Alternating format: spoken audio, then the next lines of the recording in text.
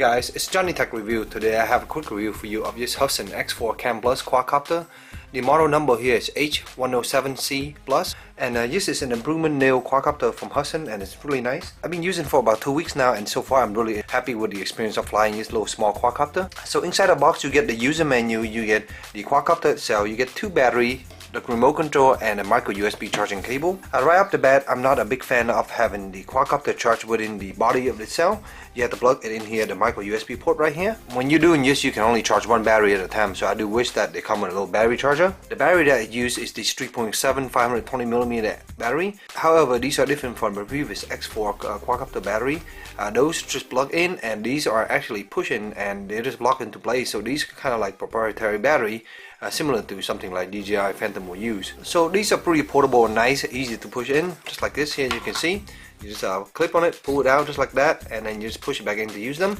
And when you charge them, when you plug them in, the light will come on to let you know that they're charging, and when they're finished, the light will go off. So it's pretty simple. But yes, you do need to get extra battery, and you do need to buy these proprietary battery. But the nice thing is that this unit here actually comes with 2 batteries. As far as running time on these, expect about 8 minutes of play time, even with the camera on.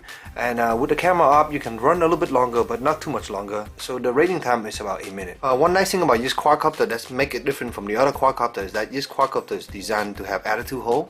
What that means is that the throttle stick here, very different. It's always in the middle, and it's actually spring loaded, as you can see.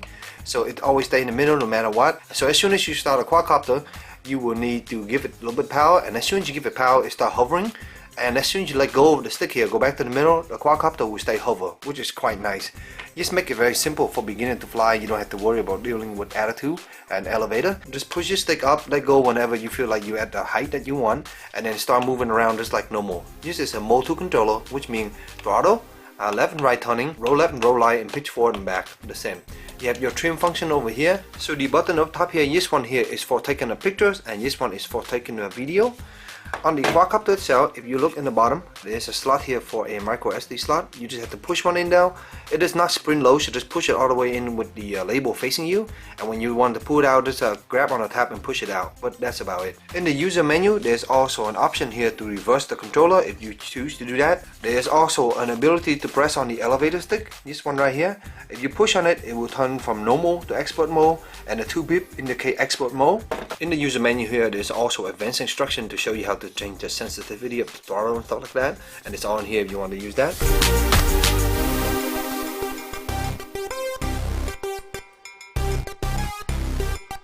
Quickly, I just want to show you how to pair it and how to get it going. So at the bottom here, what you want to do is turn the control on first, according to the instruction. Just turn it on just like this, and then it will be blinking. You just have to hold this button down, and you see the light 1, 2, 3, 4. When it's ready, slap down like that, and the light will blink and go in circle. And right now it's calibrating everything. So in a second here, it'll be ready.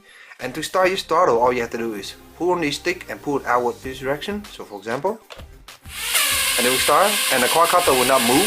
So you have to give it more throttle for it to start moving. As you can see here. And you pull the stick outward like that again to stop. The only concern I have here is that it does take a little bit of a second or so to get the blade going and to stop the blade using this little motion here. That, for example, normally on a quadcopter, if I crash into something, I immediately kill the throttle. In this case, if you crash something, you gotta remember to quickly do the little motion to kill the throttle. And during that time, you might damage something if you didn't do it fast enough. In my case, I was playing around the house. I did hit the blade a few times, and you can see here the blade was bent a little bit. You just have to straighten the blade out a little bit and then, fix it. But it still works fine. You will notice that as the blade again more damage, the quadcopter will drift one way or another, and you can use trim to fix that for a little bit. But if your blade is damaged, it does come with a set of extra replacement blades, so you can use that. So due to the ability of this quadcopter to hover in one spot quite well, when there's a little bit more wind, it does tend to drift, so you do have to do some trim. But other than that, it does stay in one place pretty well, and I was kind of impressed with that. The video quality on this quadcopter is actually quite decent. You have a 720p camera coming out here at the front, and so you're gonna get really nice footage when you start recording. The video are pretty smooth, and in the good daylight condition, it look quite nice. At night when I'm playing indoor in my house, it's a little bit more gloomy. You can notice that there's a lot of pixelation and a lot of noise. So that's to be expected because these are not really crazy high quality camera. But your 720p camera is not bad, especially for aerial footage outdoor. So overall, I found this quadcopter is very fun to play with. It is small, which make it easy to fly indoor and outdoor, and I like the fact that I can do attitude hold, which is really nice and make it easy for beginner to fly. The quadcopter is extremely smooth and stable, and it manages to stay in one spot really well.